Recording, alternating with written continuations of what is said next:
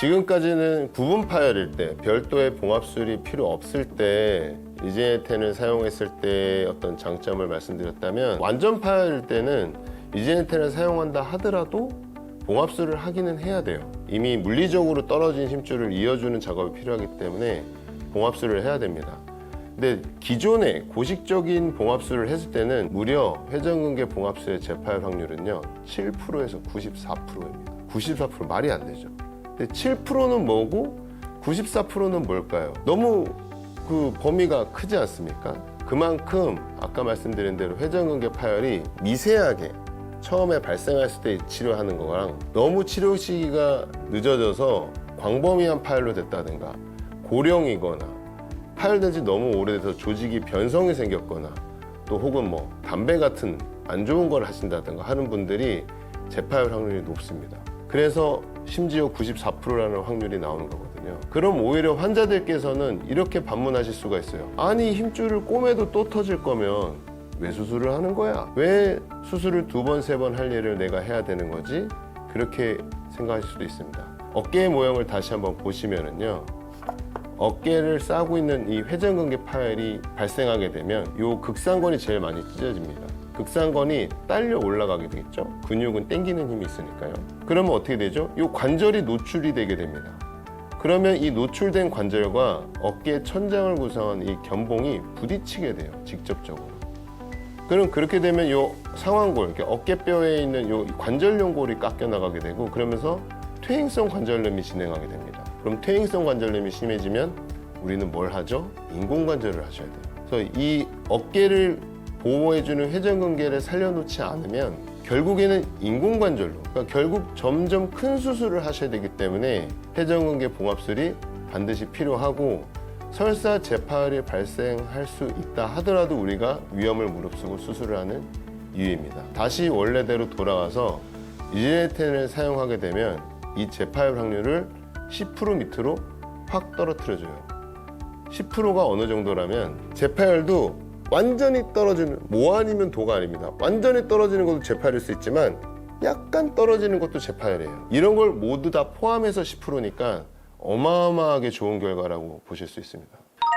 생체 유도성 콜라겐 임플란트가 단점도 있습니다. 너무 비싸요.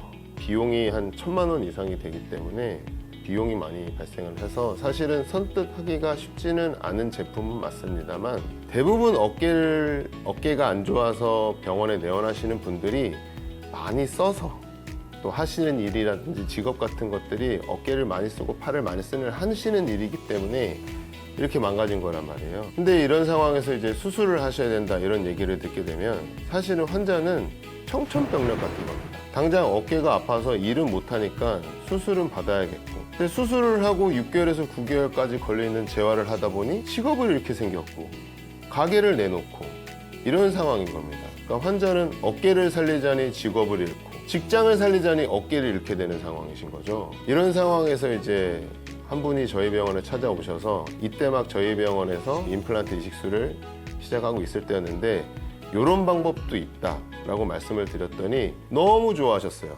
어쨌거나 환자 입장에서는 빠르게 직업 활동으로 돌아갈 수가 있고 별도의 보조기 착용이 필요하지 않으며, 그래서 내가 그러면 한 달 정도만 병가를 내거나 쉬면 다시 일을 할 수 있다는 생각에 너무 기쁜 마음으로 돌아가셨고 무사히 시술을 마치셨고 결국엔 지금 직장 생활도 아주 즐겁게 하고 계시고 어깨도 살리고 직업도 지킬 수 있었습니다.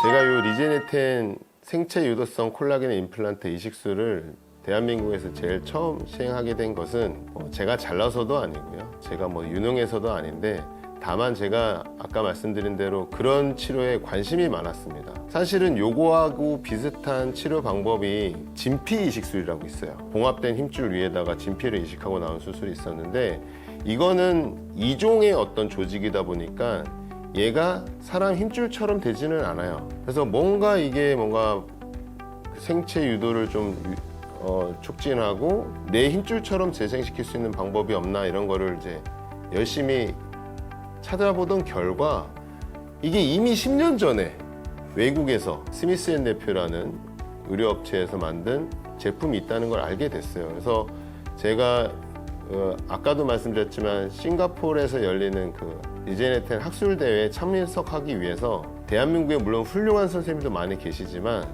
제가 관심이 너무 많으니 한번 참석을 해달라고 해서 운이 좋게 참석을 허락을 해주셔서 참석을 하게 됐습니다. 사실 그 자리가 한국 의사가 초청이 되는 자리는 사실 아니었어요. 그래서 한국에 대전에 이상한 의사가 관심이 많으니 한번 좀 참석을 해달라서 참석을 하게 됐는데 어쨌거나 그날은 그 리제네텐을 많이 사용하는 의사들이 모인 자리였고 본인들이 사용했던 케이스라든가 논문 결과를 발표하는 자리였어서 가감없이 그동안 나온 몇 년간 수년간의 자료를 제가 지켜볼 수 있었습니다. 그 결과 뭐 우리나라에서는 다소 생소하고 첫 시도였기 때문에 낯설고 좀 직접 사용하기도 좀 꺼림칙할 수도 있고 뭐 약간 애매할 수도 있는 그런 상황에서 그런 많은 선생님들의 논문을 보고 있으니까 믿음이 일단 생겼고요. 또 저 역시도 지금 최초이자 최다로 지금 많이 시행하고 있습니다. 지금 뭐 1년이 되진 않아서 케이스가 많지는 않습니다만 30건에서 한 40건 정도 한 것 같은데 정말 거짓말 안 하고 제 눈을 의심할 정도로 좋은 결과를 보이고 있습니다. 이거는 회전근개 파열 치료의 정말 새로운 패러다임입니다. 저는 다른 의사 선생님들한테 말씀드릴 때 이거는 회전근개 파열의 새로운 패러다임이다. 반드시 우리나라에도 널리 보급이 돼야 된다고 말씀드리고 싶어요.